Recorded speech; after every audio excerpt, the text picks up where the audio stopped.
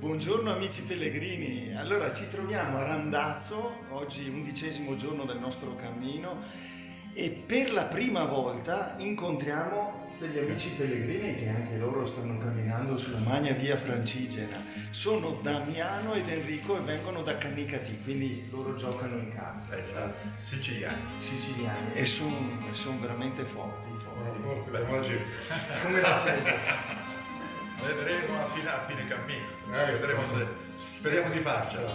Allora, oggi iniziamo la tappa non insieme, però arriveremo insieme a Floresta e arriveremo molto in alto, quasi a 1300 metri. Sì, è la tappa Più più alta. più alta del cammino.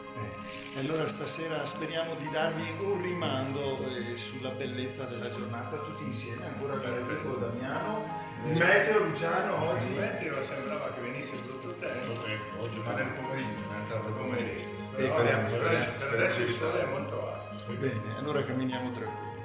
Buona giornata amici.